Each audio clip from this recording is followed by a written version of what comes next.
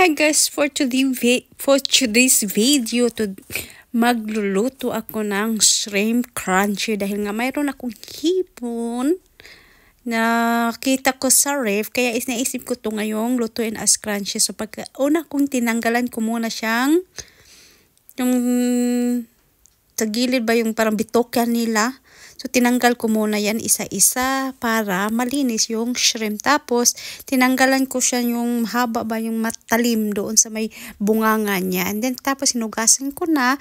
And nilagay ko na yung mga panlasa, yung crowder, sibuyas na durog, powder, garlic powder, pamintang durog, asin, paminta, at saka paprika powder. And then, i-mix lang yan. I-mix para malagyan ba bawat isa. And then pagkatapos nilagay ko muna siya sa tabi, and then nag-prepare ako ng ibang ingredients. So naglagay ako ng harina, cornstarch, pamintang durog again, tapos magic sarap, asin, garlic powder, at saka sibuyas powder, tapos chili powder or paprika powder. Tapos i-mix lang yan lahat para ba pantay-pantay. So, ganyan lang yan para maging crunchy ang aking shrimp. Then, pagkatapos, ayan,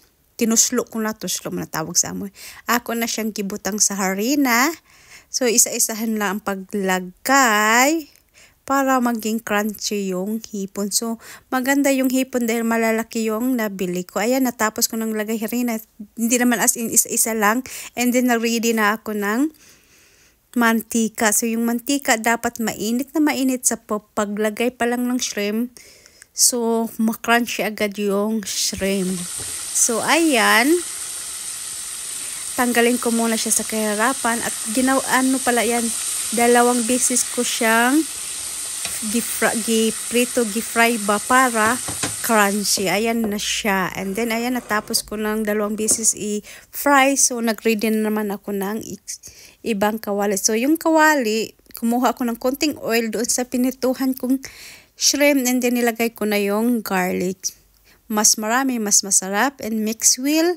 Then, pagkatapos, isinunod ko agad yung sibuyas. And then, haluin ulit. So, yung sibuyas, mas maganda, medyo brown ba? Nga, i-mix ko lang yan 2. So, pagkatapos ko mag-mix, so, ilagay ko na yung yung pinirito kong shrimp na super crunchy. Tapos, ihalo-haloin ko lang konti. And then, pagka-halo-halo ko konti, nag-add na ako ng chili flakes, konting oyster para masarap naman. Tapos, haluin ko ulit para malagyan ba lahat ng oyster yung shrimp. And then, nilagay ko agad yung kinat kong sibuyas na dahon man yan. Unda, halu-haluin ulit. So, hindi na patagalin dahil nga yung shrimp ay lutong-luto na yan. Super crunchy. So, pagkatapos dyan, ilang minuto lang. So, i-transfer ko na yan sa akong lagayan. So, ayan po ang aking crunchy shrimp. Super crunchy talaga. So, kain po tayo. Ito po yung ulam ko ngayon.